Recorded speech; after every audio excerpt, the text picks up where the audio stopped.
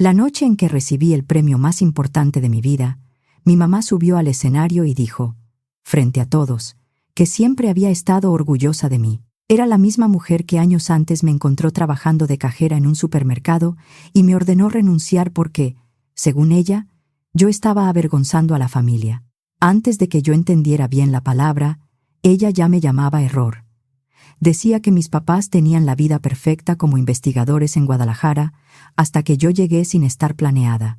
Nos dimos cuenta demasiado tarde, soltó una vez, como quien habla de una compra mal hecha.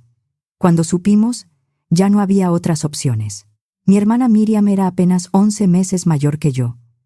De niñas nos confundían en la calle, pero dentro de la casa nunca hubo confusión. Ella era el orgullo, yo era la carga. Desde pequeña se notó quién ocupaba el lugar bueno. «Jorge, ven a ver esto», gritó mi mamá una tarde. Miriam ya está leyendo sola. Mi hermana estaba sentada en la sala, con la nariz metida en un libro que ni siquiera parecía para niñas de su edad. Mi papá dejó sus papeles y fue a verla con una emoción que yo casi nunca vi cuando me miraba a mí. Yo estaba en el piso, esperando que alguien también volteara. Nadie lo hizo. Así fue nuestra infancia. Miriam leía libros enteros y resolvía ejercicios antes de que terminaran de explicárselos. Yo quería hablar con todos, reírme, moverme. No era floja. Me sentaba horas con los cuadernos abiertos, pero los números se me cruzaban y las palabras se me iban. «Alma», me dijo mi mamá una tarde, golpeando la mesa con la punta del lápiz. «¿Cuántas veces tengo que explicarte lo mismo? Es una suma sencilla». Yo miraba la hoja. Los números parecían cambiar de lugar. Al lado, Miriam resolvía ejercicios más avanzados sin pedir ayuda. «Perdón», dije bajito. Mi mamá cerró los ojos, cansada de mí. «De verdad no sé qué vamos a hacer contigo». Yo sí tenía cosas buenas, aunque en mi casa no contaran. Hacía reír a mis compañeras, ayudaba a los niños nuevos a integrarse y las maestras decían que yo alegraba el salón. Una noche, durante la cena, empecé a contar un chiste que había escuchado en la primaria, y entonces el pollo le dijo al otro pollo. Alcancé a decir, riéndome antes de terminar. «Alma», me cortó mi mamá, sin levantar la voz. «Ya basta». Me quedé con la boca abierta. «Reírse por cualquier cosa es señal de poca cabeza», agregó. «Contrólate. No estás en un circo». Sentí la cara caliente. Mi papá no dijo nada. Miriam siguió comiendo con una sonrisa pequeña, sin levantar los ojos de su libro de ciencia. Con los años, la distancia entre nosotras se volvió una pared. En primaria, Miriam llegaba con diplomas y medallas. Mi mamá los pegaba en el refrigerador o los guardaba en carpetas especiales. Mis boletas iban directo a un cajón. No olvido la feria de ciencias de quinto. Miriam presentó un proyecto sobre mitosis celular y ganó el primer lugar. Yo llevé un volcán de bicarbonato que no hizo erupción. Regresé con el uniforme manchado y ganas de desaparecer. De vuelta a casa, el coche iba lleno de elogios para Miriam. «Tu explicación fue excelente», decía mi papá. «Se nota que tienes madera para la investigación». «Los profesores quedaron encantados», agregó mi mamá. «Estoy segura de que van a hablar de ti». Yo iba atrás, con restos secos de bicarbonato en la falda. Después de un rato, mi papá me miró por el retrovisor. «Bueno», dijo. «Supongo que no todos en la familia pueden tener inclinación científica». Mi mamá apretó los labios. «Es evidente que Alma no tiene aptitud para eso. Lo malo es lo que van a pensar nuestros colegas si se enteran». Ese día, entendí que no les preocupaba que yo sufriera. Les preocupaba que yo los hiciera quedar mal. Mientras crecíamos, Miriam iba a cursos de verano, olimpiadas de matemáticas y talleres de robótica. Mi papá la llevaba con una sonrisa orgullosa. Yo me quedaba en casa con doña Mercedes, una señora mayor que nos cuidaba cuando mis papás tenían clases o congresos. Al principio pensé que eso también era castigo. Después entendí que fue una de las pocas cosas buenas que me tocaron. «Ven, Almita», me decía en la cocina, poniendo harina sobre la mesa. «Te voy a enseñar a hacer empanadas. No todo se aprende en los libros». Sus manos arrugadas guiaban las mías mientras amasábamos. Otras tardes me enseñaba a revisar ofertas del súper y preparar la lista del mandado. «Escucha bien», decía. «Saber cuidar un peso también es inteligencia. Saber tratar a la gente también. Y levantarte cuando te hacen menos, más todavía. Al atardecer nos sentábamos en el patio, con un vaso de agua fresca. Una vez me miró mientras el sol caía detrás de las casas de Zapopan. No todos sirven para lo mismo, Almita, me dijo. Y eso no hace menos a nadie. No dejes que te convenzan de que no sirves. También estaba mi abuelo Beltrán, el papá de mi mamá. Murió cuando yo todavía era chica, pero lo recuerdo llamándome por mi nombre completo como si mi nombre no fuera un problema. Él nunca me comparaba con Miriam. Por eso su apellido se me quedó guardado. En secundaria y preparatoria, Miriam siguió brillando. Ganaba concursos, daba discursos y recibía invitaciones a programas especiales. Mis papás hablaban de ella en las comidas familiares como si fuera la promesa de la familia. Yo hacía lo posible por no reprobar matemáticas. Estudiaba con resúmenes, pedía ayuda y repetía ejercicios. A veces pasaba horas frente a una hoja y terminaba con la misma sensación de vergüenza. Cada mala calificación confirmaba lo que mis papás ya habían decidido sobre mí. El golpe más fuerte llegó con el examen de admisión para la universidad. Miriam obtuvo un resultado altísimo y la aceptaron en un programa de prestigio con beca. Mis papás la llevaron a cenar para celebrarlo. A mí me entregaron mi resultado en la sala, como si fuera una sentencia. Mi puntaje no alcanzaba para la carrera que ellos querían que estudiara. Mi papá agitó la hoja frente a mi cara. ¿Cómo es posible, Alma? ¿Cómo puedes fallar en algo tan básico? Lo intenté, dije, con la voz quebrada. Intentar no sirve de nada si el resultado es este. Mi mamá estaba junto a la ventana, con los brazos cruzados. Nosotros somos académicos. Tu hermana es brillante, y tú ni siquiera puedes resolver lo mínimo. ¿Cómo esperas entrar a una universidad seria? ¿Cómo esperas hacer algo de tu vida? Miriam estaba apoyada en el marco de la puerta. No dijo nada. Solo miraba, tranquila, como alguien que sabía que nunca le tocaría estar de mi lado. Esa noche lloré hasta que me dolió la garganta. Pero entre la vergüenza y el cansancio apareció algo distinto. Ya no era solo tristeza, también era coraje. Si no, tendría entrar a la universidad en ese momento, encontraría otra manera de sostenerme. Si ellos no creían que yo pudiera hacer algo, primero tendría que demostrármelo a mí. Al día siguiente de la graduación, fui a un supermercado por la zona de Avenida Patria, en Zapopan, y pregunté si estaban contratando.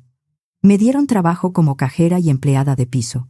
No era algo que mis papás fueran a presumir, pero por primera vez, algo era mío, mi horario, mi uniforme, mi sueldo. Cuando les dije que había encontrado empleo, apenas levantaron la vista de sus papeles. ¿Empleo de qué?, preguntó mi papá. En un supermercado. Mi mamá dejó su taza sobre la mesa. Me miró unos segundos y volvió a su lectura. No preguntaron más. Seguí viviendo en la casa, pero ya tenía mi propio dinero. No era mucho. Me alcanzaba porque no gastaba casi nada, porque doña Mercedes me había enseñado a estirar cada peso y porque mis salidas eran sencillas. ¿Vienes a la playa este fin de semana?, me preguntó un día Lidia, una compañera del supermercado. ¿A la playa? A Puerto Vallarta. Salimos de madrugada para aprovechar el día. Vamos varios del trabajo y rentamos entre todos un departamento pequeño. Nada elegante, pero sale barato. Sonreí al pensar que podía decir que sí sin pasar por el interrogatorio de mi mamá.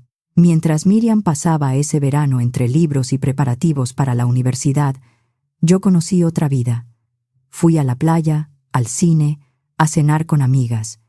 Me reía sin que nadie me mandara callar.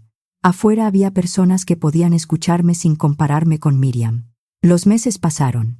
Me volví rápida en la caja. Aprendí a tratar clientes difíciles, calmar discusiones y acomodar productos para que se vendieran mejor. La gerente empezó a confiar en mí. Y entonces llegó el día que cambió todo. Era martes por la tarde. La tienda estaba tranquila. Yo acomodaba chicles y pilas cerca de las cajas cuando las puertas automáticas se abrieron. Levanté la vista con mi saludo de siempre. Me quedé helada. Mi mamá estaba ahí. Vestía pantalón claro, blusa impecable y esa expresión que usaba cuando entraba a un lugar que consideraba por debajo de ella. Durante unos segundos solo nos miramos. Vi el golpe de sorpresa, luego la vergüenza, después la rabia. Se dio la vuelta, como si quisiera salir antes de que alguien nos relacionara. Pero una parte tonta de mí, una parte que todavía quería a su mamá, habló. ¿Mamá? Ella se detuvo. Giró despacio. Alma, dijo, con una frialdad que me bajó la sangre al piso. ¿Qué haces aquí? Intenté sonreír. Señalé mi gafete. Trabajo aquí, desde hace unos meses. Sus ojos recorrieron mi uniforme, la caja, los estantes. ¿Cajera? Dijo.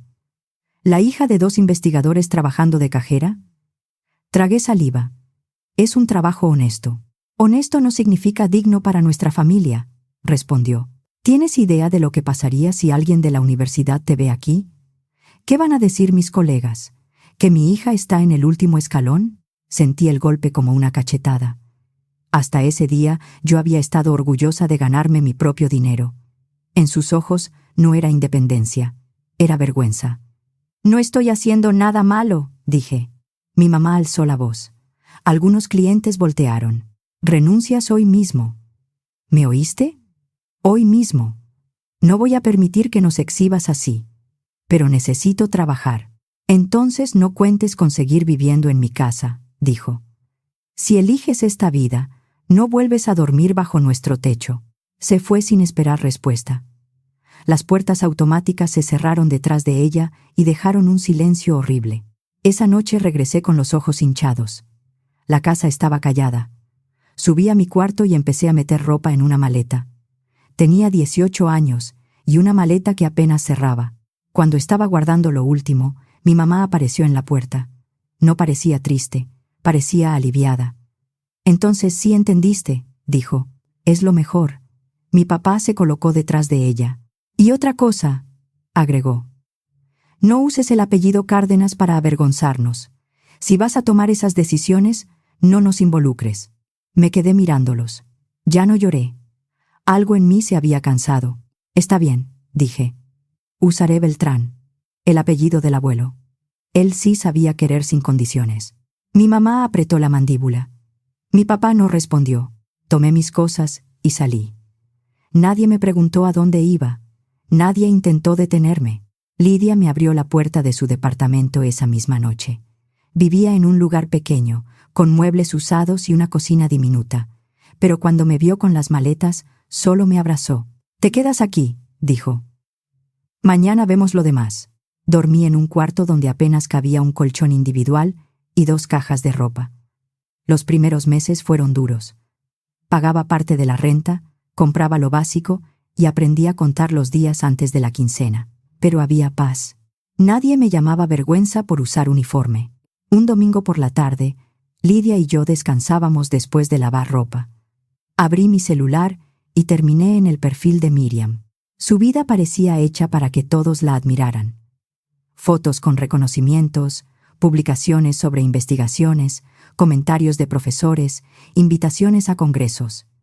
¿Es tu hermana?, preguntó Lidia. Asentí.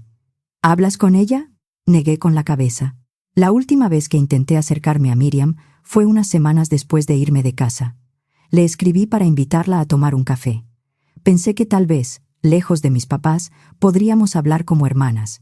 Su respuesta llegó al día siguiente. No creo que tenga caso, Alma. Estamos en caminos muy distintos. Leí ese mensaje varias veces. No decía, te odio. Era peor. Sonaba como si yo fuera algo que ella prefería no tener cerca. Nunca volvimos a hablar directamente. Aún así, no perdí contacto con toda mi familia. Mi tía Marta, hermana de mi papá, me llamaba de vez en cuando. Ella nunca me trató como si mi vida fuera una mancha. Un día, durante una de esas llamadas, se le escapó algo que confirmó que irme había sido necesario. «Alma, no debería decirte esto», suspiró. «Pero en las comidas familiares tus papás preguntan primero si vas a ir. Si les decimos que sí, cancelan». Me quedé callada. «Dicen que no pueden estar en el mismo lugar que tú, que estás por debajo de su círculo, que les incomoda». Sentí una punzada en el pecho. Pero ya no era el dolor de antes, el que me dejaba sin aire. «Está bien, tía», dije. «Yo estoy tranquila. Si ellos no pueden aceptarme, es problema suyo». Y era cierto, al menos la mayoría de los días. Mi vida no era perfecta, pero era mía. Tenía trabajo, amigas y una confianza que iba creciendo despacio. Pasaron 5 años desde que salí de la casa de mis papás. Me ascendieron a encargada de cajas y después a subgerente. Tomé cursos en línea de administración, ventas y atención al cliente. Descubrí que aprender no era imposible para mí. Solo necesitaba hacerlo sin una voz encima diciéndome que ya había fallado. Entonces conocí a Omar. Fue una noche cálida en Puerto Vallarta. Lidia y otros amigos organizaron una reunión en el área común del lugar donde nos quedamos, a unos pasos de la playa. Había botanas, refrescos, bombones para asar y música baja. Omar había llegado con un amigo del grupo y estaba un poco apartado, con camisa de botones y pantalón caqui. Me acerqué con un bombón en un palito. «Hola», le dije. «Soy Alma. Tienes cara de necesitar ayuda con esto». Él se rió. «Soy Omar. Y sí, necesito ayuda. Hace años que no aso un bombón sin quemarlo». Nos sentamos cerca del fuego. Empezamos hablando de cualquier cosa y terminamos hablando durante horas. Omar era científico ambiental. Había vuelto hacía poco de una expedición en la selva lacandona y colaboraba en proyectos sobre residuos plásticos. Yo le conté historias del supermercado, de clientes que discutían por una oferta y de cómo una buena ubicación en un estante podía cambiar las ventas. Pensé que se aburriría. No se aburrió. Al contrario, me hacía preguntas. Quería entender cómo pensaba la gente al comprar, qué productos elegía, qué cosas le importaban más, qué la convencía de pagar un poco más por algo mejor. «Tú entiendes a la gente de una forma que a nosotros se nos escapa», me dijo. No supe qué responder. No estaba acostumbrada a que alguien llamara inteligencia a algo que venía de mí. Seguimos viéndonos. Primero mensajes, luego cafés, cenas sencillas y llamadas largas. Omar no me trataba como si yo tuviera que disculparme por no haber ido a la universidad. Le gustaba mi sentido del humor y mi memoria para los detalles prácticos. 6 meses después, me presentó a sus papás, Humberto y Josefina. Yo estaba nerviosa. Ambos eran científicos retirados y pensé que la cena sería otra prueba. Me arreglé con cuidado y le pedí a Omar que no mencionara demasiado mi historia familiar. La casa de sus papás estaba en Zapopan, llena de plantas, libros y fotografías de viajes de trabajo. Josefina me recibió con un abrazo. Humberto me ofreció agua de limón. Durante la cena me preguntaron por mi empleo, mis intereses y mis cursos. Nadie me pidió explicar por qué no tenía título. Nadie mencionó a Miriam. Cuando hablé de mi trabajo en el supermercado, Josefina se inclinó con interés. «Entonces has visto de cerca cómo compra la gente», dijo. «Eso vale muchísimo». Humberto asintió. La teoría sirve, claro, pero quien está en contacto con la vida diaria entiende cosas que no aparecen en los estudios. Tuve que bajar la mirada para que no notaran que se me humedecían los ojos. 1 año después de conocernos, Omar me pidió matrimonio en la misma playa donde habíamos hablado por primera vez. No hubo música preparada, ni cámaras. Solo nosotros, el mar oscuro y una cajita entre sus manos. «Contigo me siento en paz», me dijo. «Quiero una vida contigo. ¿Te casas conmigo?» Dije que sí antes de que terminara de respirar. Planeamos una boda pequeña, con amigos y familia cercana. Cuando llegó el momento de enviar invitaciones, me quedé mirando 3 nombres: Jorge Cárdenas, Claudia Rivas y Miriam. A pesar de todo, una parte de mí todavía esperaba. Mandé las invitaciones. Nunca respondieron. La boda fue hermosa de todos modos. Lidia lloró como si fuera mi hermana. Mi tía Marta me abrazó tanto tiempo que casi se me deshizo el maquillaje. Doña Mercedes, más viejita pero igual de firme, me tomó la cara entre sus manos. «Te lo dije, niña. Tú ibas a encontrar tu lugar». La vida con Omar fue tranquila y buena. Él seguía con sus proyectos ambientales y yo continuaba en el supermercado, aunque cada vez me interesaba más la administración, las compras y las ventas. Yo era feliz, pero también quería crecer. Esa posibilidad apareció una tarde de domingo en casa de Humberto y Josefina. Estábamos en la terraza, tomando agua de limón fría. Omar hablaba con sus papás sobre un informe reciente de residuos plásticos. «La cantidad de plástico que generamos es absurda», dijo. «Y una gran parte termina en rellenos sanitarios, ríos o playas. Humberto se quedó pensativo. El problema es enorme. Pero la gente no va a dejar de usar plástico de un día para otro. Josefina agregó. Y muchas soluciones son costosas o poco prácticas para la mayoría. Mientras ellos hablaban, pensé en las tarimas rotas detrás del supermercado, en cajas de plástico que se tiraban y en familias que querían arreglar su patio sin gastar una fortuna. Tomé una servilleta y una pluma. ¿Y si no se trata solo de decirle a la gente que use menos plástico? Dije. Los tres me miraron. Sentí vergüenza, pero seguí. ¿Y si lo convertimos en algo que la gente sí quiera comprar? ¿Algo útil, bonito, durable? Empecé a dibujar sobre la servilleta. Muebles de jardín, hechos con plástico reciclado. Bancas, mesas, maceteros. Cosas resistentes al sol y a la lluvia. Si fueran modulares, la gente podría armarlos según su espacio. También servirían para parques, escuelas, áreas comunes. Hubo un silencio que me hizo querer esconder la servilleta. Luego Humberto se acercó. Alma, dijo despacio. Eso no es una ocurrencia. Eso tiene mucho sentido. Omar tomó la servilleta y la miró como si fuera un plano. Resuelve varias cosas al mismo tiempo. Recuperación de residuos, producto útil, mercado claro. Josefina sonrió. Y no solo jardín.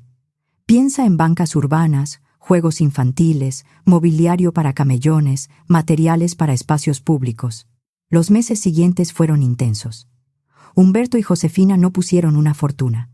Pusieron parte de sus ahorros con cuidado, lo suficiente para probar prototipos y pagar un taller aliado. Omar investigó procesos para limpiar y moldear el plástico de forma segura. Yo trabajé en diseños sencillos, encuestas con clientes y formas claras de explicar la idea. Renuncié al supermercado solo cuando el proyecto tuvo bases reales. No por vergüenza, sino por crecimiento. Me fui agradecida. Ese trabajo me había dado más herramientas que muchos salones de clase. Llamamos a la empresa Eco Renueva. Al principio trabajamos con un taller en Guadalajara, proveedores locales y muchas pruebas fallidas. Algunas piezas se pandearon con el calor, otras salieron pesadas y un primer lote quedó torcido. Pero fuimos corrigiendo. Yo hablaba con clientes y ajustaba diseños. Omar afinaba la parte técnica. Humberto revisaba números y Josefina abría contactos. 6 meses después, lanzamos nuestra primera línea de muebles de exterior bancas. Mesas y maceteros hechos con plástico reciclado, resistentes, fáciles de limpiar y con diseños sobrios. La respuesta fue mejor de lo que imaginamos. Primero compraron familias para patios y terrazas. Luego nos buscaron condominios y escuelas. Después de varias presentaciones, un ayuntamiento aceptó un programa piloto, bancas y botes de separación, hechos con plástico reciclado. Cuando vi la primera banca instalada en un parque, me senté en ella y lloré. No porque todos me aplaudieran. Lloré porque una idea mía, una idea que casi me dio pena decir en voz alta, ahora estaba sosteniendo a otras personas. 3 años después, Eco Renueva era más grande de lo que habíamos imaginado. Habíamos reciclado toneladas de plástico y trabajado con municipios, escuelas y desarrollos urbanos. Yo ya no era la cajera que no pudo entrar a la universidad. Era directora de una empresa ambiental. Entonces llegó la invitación al Premio Estatal de Innovación, Ciencia y Tecnología de Jalisco en la categoría de Impacto Ambiental. La ceremonia se hizo en un salón de eventos en Guadalajara. Había empresarios, académicos, funcionarios e investigadores. Omar y yo llegamos con Humberto y Josefina. Yo llevaba un vestido sencillo, el cabello recogido y las manos frías. Mientras caminábamos entre la gente, pensé en mis papás. En cuántas veces habían soñado con estar en eventos así. En cuántas veces me habían hecho sentir que yo no pertenecía a ese mundo. Estaba hablando con una funcionaria de desarrollo urbano cuando los vi.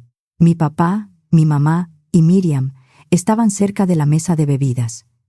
Después supe que habían ido como invitados de la universidad, dentro del grupo académico del evento. Por un segundo dejé de escuchar todo. Mi mamá había envejecido. Seguía impecable, pero el gesto se le veía más duro. Mi papá tenía más canas. Miriam se veía cansada, con ojeras y una sonrisa tensa. Nuestros ojos se cruzaron. Vi la sorpresa en sus caras. No esperaban verme ahí. no recibiendo saludos, no hablando con funcionarios, no del brazo de un científico respetado. Tomé aire y enlacé mi brazo con el de Omar. «Vamos con tus papás», le dije, un poco más fuerte de lo necesario. Pasamos cerca de ellos sin detenernos. Yo mantuve la barbilla firme, aunque por dentro me temblaba todo. Humberto y Josefina estaban cerca del escenario. Josefina me acomodó un mechón de cabello con ternura. «Estamos muy orgullosos de ti», me dijo. Esa frase todavía me estaba acomodando el corazón cuando vi a mi mamá acercarse. No vino hacia mí. Fue directo a Josefina. «Disculpe», dijo con una sonrisa demasiado dulce. No pude evitar notar a su familia.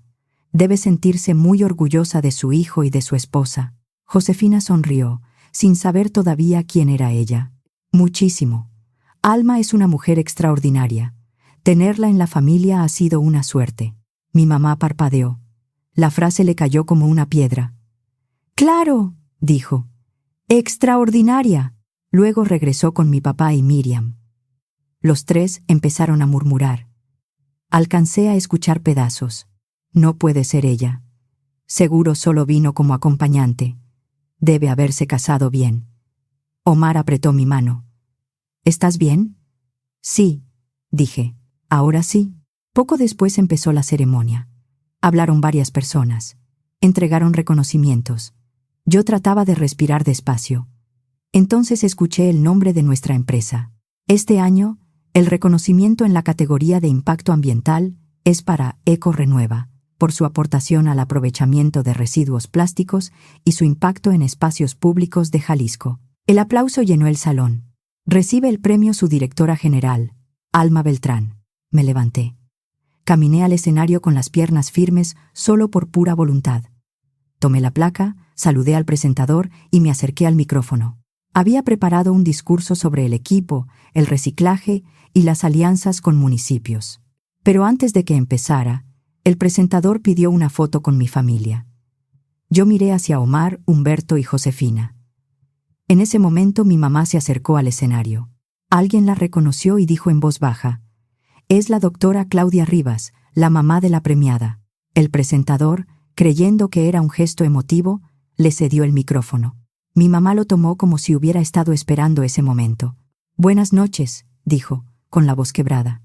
«Perdón, pero no puedo quedarme callada. Soy la madre de Alma, y verla aquí nos llena de orgullo». El salón aplaudió, confundido primero, luego con entusiasmo. Para muchos era una escena bonita. Una madre académica emocionada por el éxito de su hija. Para mí era otra cosa. Mi mamá me tomó del brazo y siguió hablando. Alma viene de una familia que siempre valoró el estudio, el esfuerzo y la excelencia. Como padres, verla crecer y llegar hasta aquí es una alegría enorme.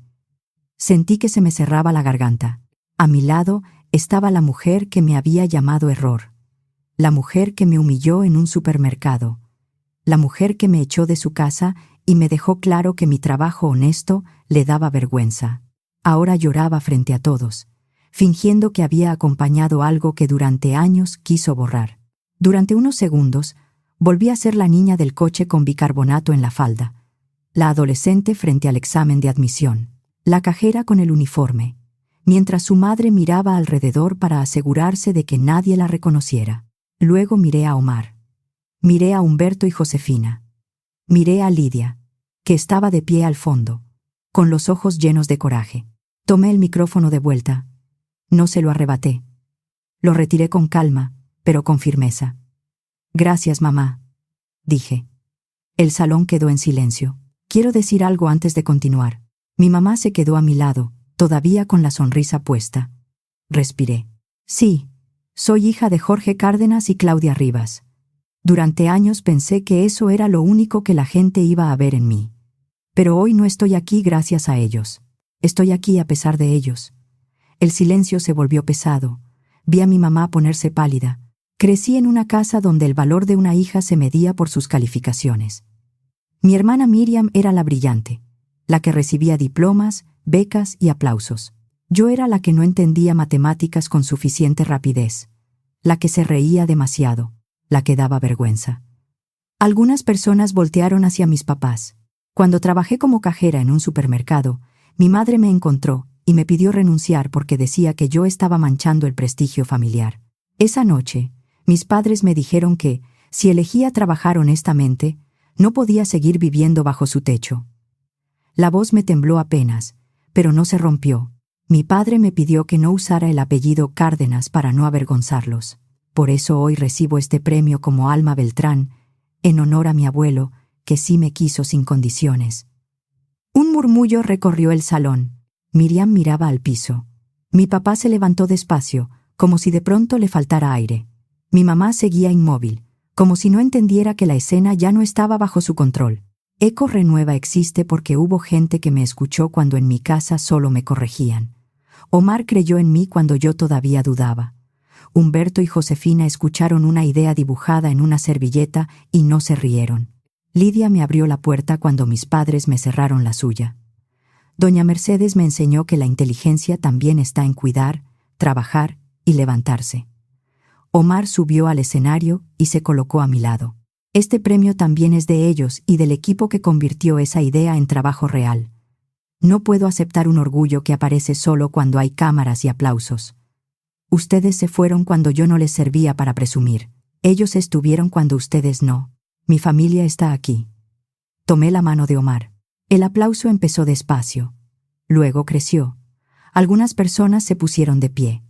Josefina lloraba sin intentar ocultarlo. Humberto aplaudía con los labios apretados. Lidia gritó mi nombre desde el fondo. Mi mamá bajó del escenario sin decir una palabra. Mi papá ya iba hacia la salida. Miriam levantó la vista una sola vez. No parecía sorprendida. Parecía asustada de que alguien hubiera dicho en voz alta lo que ella siempre había visto. En los días siguientes, mi tía Marta me contó que la historia se comentó en círculos académicos. Muchos colegas de mis padres se sorprendieron. Algunos se alejaron. Otros les preguntaron directamente si lo que dije era cierto. Mi mamá dijo que yo había exagerado. Mi papá dijo que los asuntos familiares no debían hacerse públicos. Miriam no dijo nada. Una parte de mí sintió culpa. No porque hubiera mentido, sino porque durante años me enseñaron que proteger la imagen de ellos era más importante que protegerme a mí. Pero yo no inventé nada. Solo dije la verdad en el primer lugar donde ellos no pudieron taparme la boca. Esa noche, ya en casa, no celebré como imaginaba. Me senté en la orilla de la cama, todavía con el vestido puesto, y lloré de cansancio.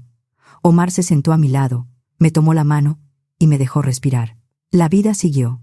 Eco Renueva continuó creciendo, con más proyectos y más trabajo del que imaginábamos. Omar y yo empezamos a hablar de tener hijos algún día, como una posibilidad tranquila. A veces todavía pienso en la niña que fui, la que quería que su mamá la mirara, la que se reía en la mesa y aprendió a callarse. Me gustaría decirle que un día va a salir de esa casa y que su nombre no va a ser una vergüenza para nadie. Numeroleta. Sigo siendo Alma. La misma que se equivocaba en las sumas. La misma que aprendió a hacer rendir el mandado con doña Mercedes.